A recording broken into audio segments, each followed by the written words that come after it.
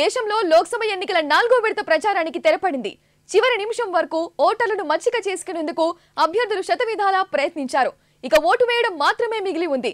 ఎల్లుండి దేశవ్యాప్తంగా 96 లోక్సభ నియోజకవర్గాలకు పోలింగ్ జరగనుంది. ఉదయం 7 గంటల నుంచి సాయంత్రం 6 గంటల వరకు ఓటు వేసే అవకాశం ఉంటుంది.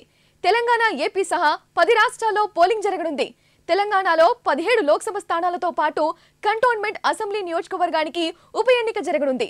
అటు ఆంధ్రప్రదేశ్లో 25 లోక్సభ స్థానాలతో పాటు 175 అసెంబ్లీ స్థానాలకు పోలింగ్ జరగనుంది.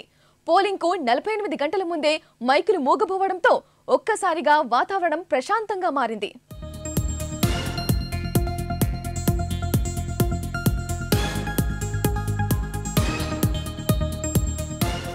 ఎన్నికల నోటిఫికేషన్ వెలువడిన నాటి నుంచి అభ్యర్థులు ప్రచారాన్ని హోరెత్తించారు. విమర్శలు, ప్రతి విమర్శలతో రాజకీయ వాతావరణాన్ని వేడెక్కించారు. బహిరంగ సభలు, రోడ్ షోలు, కార్నర్ మీటింగులు, ఆత్మీయ సమ్మేళనాలు, సమావేశాలు, ర్యాలీలు, పాదయాత్రలతో లోక్సభ ఎన్నికల ప్రచారం హోరెత్తించారు. ఎన్నికల ప్రచారం ముగియటంతో పాటు వైన్ షాపులు కూడా మూతపడ్డాయి. ఎల్లుండి పోలింగ్ జరగనుండగా ఇక ఓటర్లు ఎవరికి పట్టం కడతారో తెలియడానికి జూన్ 4 వరకు వేచి చూడాల్సిందే.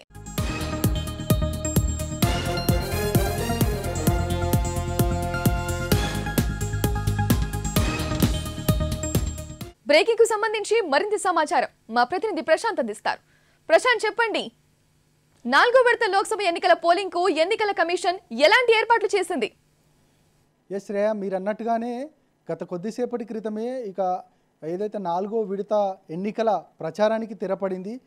మీరు అన్నట్టుగానే చివరి నిమిషం వరకు కూడా అభ్యర్థులు ఓటర్ దేవుళ్లను ప్రసన్నం చేసుకోవడానికి అన్ని హంగులతో కూడిన ఆర్భాటాలు, అదేవిధంగా అన్ని ఎత్తులు చిత్తులు అన్నట్టుగా ఎవ్రీథింగ్, ఇక ప్రతిదీ ర్యాలీలు, ఆత్మీయ సమ్మేళనాలతోటి ఓటర్ దేవుళ్లను ప్రసన్నం చేసుకోవడానికి చాలా ప్రయత్నాలు మొదలుపెట్టారు. దానికి సంబంధించి ఇక ఆ ప్రచారానికి తెరపడింది. ఇక ఈసీ ప్రధానంగా ఎల్లుండి జరగబోయే ఏదైతే ఈ యొక్క పోలింగ్కి సంబంధించి అన్ని ఏర్పాట్లు చేసింది.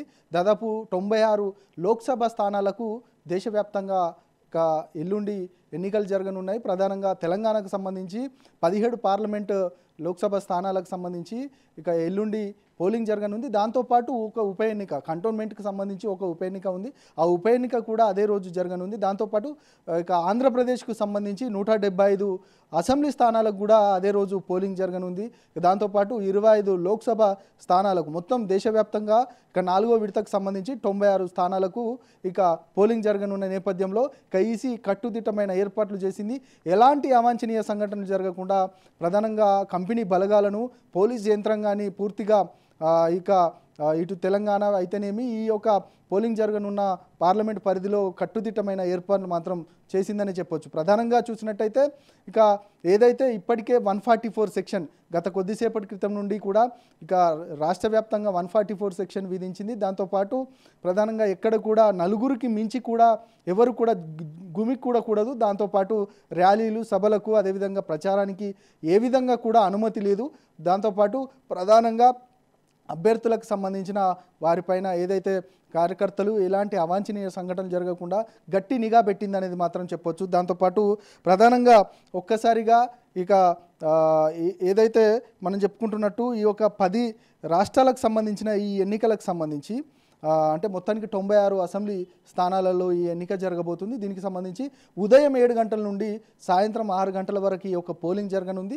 దాంతోపాటు ఇక ఈ ఎలక్ట్రానిక్ మీడియాలో ప్రధానంగా చెప్పాలంటే ఇప్పుడు ఎలక్ట్రానిక్ మీడియా అనేది అసత్య ప్రచారాలు చేస్తున్న నేపథ్యం కనబడుతుంది. అసత్య ప్రచారాలకు తావివ్వకుండా దానిపైన కూడా ప్రధానంగా నిఘా పెట్టింది. దాంతోపాటు ఇక కొన్ని సంస్థలకు సంబంధించి ఇక 13వ తారీఖు నాడు ఏదైతే ఓటరు దేవుడే ఇంపార్టెంట్, ప్రజాస్వామ్యానికి ఓటరే ప్రతిదీ అంటే తీర్పునిచ్చేవాడు కాబట్టి 13న ఏ సంస్థ అయినా కూడా ప్రధానంగా ప్రైవేట్ సంస్థలు, కొన్ని సంస్థలు ఈ యొక్క అంటే ఉద్యోగాలకు సంబంధించిన అంటే కొన్ని సంస్థలు నడుపుతాయి కాబట్టి వాటికి కూడా ఖచ్చితంగా ఆ రోజు క్లోజ్ చేసుకోవాలి, లేదంటే మాత్రం కఠిన చర్యలు తీసుకుంటారని కూడా గత కొద్దిసేపటి క్రితమే ఈసీ కూడా ప్రెస్ మీట్ పెట్టి వెల్లడించిన సందర్భం కనబడ్డది. దాదాపు కళ్యాణ మండపాలు, కమ్యూనిటీ హాళ్ళు, హోటల్స్, ఇతర ఇతర జిల్లాల వ్యక్తులు కూడా వెళ్ళిపోవాలనేది కూడా ఈసీ ప్రధానంగా చెప్పిన పరిస్థితి కనపడ్డది. ఇక రేపు ఎల్లుండి పేపర్లలో ప్రకటనల కోసం కూడా ముందస్తు అనుమతి తీసుకోవాలి. ఏ ప్రకటన ఇచ్చినా కూడా ముందస్తు అనుమతి తీసుకోవాలనేది కూడా ఈసీ ఒక ఉత్తర్వులు జారీ చేసింది. దాంతోపాటు 160 కేంద్ర కంపెనీ బలగాలు కూడా రాష్ట్రంలో ఇప్పటికే మోహరించాయి. అంటే కట్టుదిట్టమైన భద్రత ఏర్పాట్ల నడుమ ఈ యొక్క పోలింగ్ జరగబోతుంది. దాంతోపాటు ఇతర రాష్ట్రాల నుంచి దాదాపు 20,000 పోలీస్ బలగాలను కూడా మోహరించారు. ప్రతి పార్లమెంట్ సెగ్మెంట్లో 2 బ్యాలెట్ యూనిట్లు ఉంటాయి. ఇక సికింద్రాబాద్ మనం ఇంతకుముందే చెప్పినట్టు కంటోన్మెంట్ అసెంబ్లీ ఉప ఎన్నికకు సంబంధించి 232 పోలింగ్ కేంద్రాలు ఉన్నాయి. ఇక ఈవీఎంలు తరలించే వాహనాలకు సంబంధించి ఒక జీపీఎస్ కూడా అమరుస్తారు. ఈ యొక్క సిఓ మానిస్ ఆఫీసు మానిటరింగ్ ద్వారా ఈ యొక్క జీపీఎస్ ద్వారా పూర్తిగా ఎక్కడి నుండి ఎక్కడికి వెళ్తున్నాయి, అదేవిధంగా ఎలాంటి ఇబ్బందికరమైన ఇష్యూస్ జరగకుండా ప్రధానంగా జీపీఎస్ ద్వారానే ప్రతిదీ కనిపెట్టే ప్రయత్నం ఈసీ చేయబోతుంది. దాంతోపాటు 320 కోట్ల సీజింగ్కి సంబంధించి మనం చెప్పుకున్నట్టయితే 320 కోట్లు డబ్బులను సీజ్ చేసింది. దాంతోపాటు 8,600 ఎఫ్ఐఆర్లు కూడా రాష్ట్ర వ్యాప్తంగా ఈ యొక్క ఎఫ్ఐఆర్లు కూడా నమోదు చేశారు. 1,90,000 మంది పోలీసు విధుల్లో కూడా సిబ్బంది డైరెక్ట్గా పాల్గొనబోతున్నారు. దాంతోపాటు మొత్తం 3 లక్షల మంది ఉండబోతున్నారు. అయితే మొత్తం ఈ 48 గంటల పాటు వచ్చే ఫిర్యాదులపైన అంటే 100 నిమిషాలలో చర్యలు తీసుకోవాలనేది కూడా ఈసీ ప్రధానంగా అధికారులకు సూచించింది. దాంతోపాటు బల్క్ ఎస్ఎంఎస్ ఇవాళ సాయంత్రం 6 గంటల నుంచి బంద్ చేయాలి. ఏదైతే మనం ఒక్కసారిగా 10-20 బల్క్ ఎస్ఎంఎస్లు పంపుతామో వాటన్నిటికీ కూడా బ్యాన్ చేసింది. దాంతోపాటు ఈ 6 గంటల నుంచి కూడా బంద్ చేయాలనేది కూడా ఈసీ ఇక నిర్ణయం తీసుకుంది. దాంతోపాటు అందరికీ కూడా చెప్పే ప్రయత్నం చేసింది. అదేవిధంగా 180,000 పోస్టల్ బ్యాలెట్లు ఓట్లు ఇప్పటి వరకు పోల్ అయ్యాయి. అంటే పోస్టల్ బ్యాలెట్లు మనకు పోలింగ్కి ముందే అధికారులు అదేవిధంగా జర్నలిస్టులు మిగతా వారంతా కూడా పోస్టల్ అంటే అందుబాటులో లేని వారంతా కూడా పోస్టల్ బ్యాలెట్ ద్వారా ఓటు హక్కు వినియోగించుకునే ఈసీ సదుపాయం ఇచ్చింది. కాబట్టి ఇప్పటికే 1,88,000 పోస్టల్ బ్యాలెట్లు ఇప్పటికే పోలయ్యాయని కూడా ఈసీ చెప్పింది.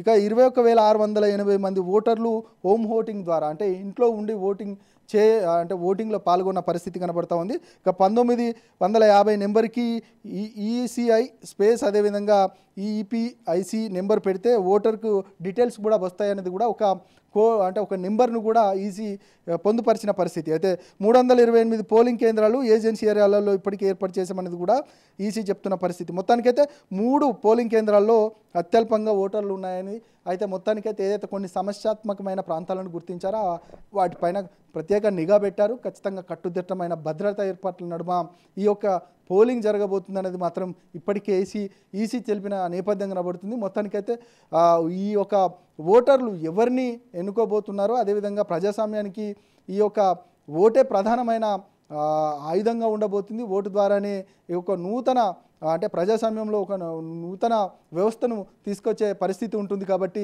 ఖచ్చితంగా ఎన్నికల ఏర్పాట్లకు సంబంధించి పోలింగ్కి సంబంధించి మాత్రం ఇప్పటికే ఈసీ కట్టుదిట్టమైన ఏర్పాటు చేసింది. దాదాపు 96 పోలింగ్ కేంద్రాలు అంటే అసెంబ్లీ స్థానాలకు అంటే లోక్సభ స్థానాలకు సంబంధించి ఇప్పటికే ఇక అన్ని ఏర్పాట్లు చేసిన పరిస్థితి కనబడుతుంది. ఇప్పటి నుండి ప్రచారం కూడా ముగిసింది. ఇక ఎల్లుండి ఉదయం 7 నుంచి 6 గంటల వరకు ఈ పోలింగ్ కూడా కొనసాగనుంది.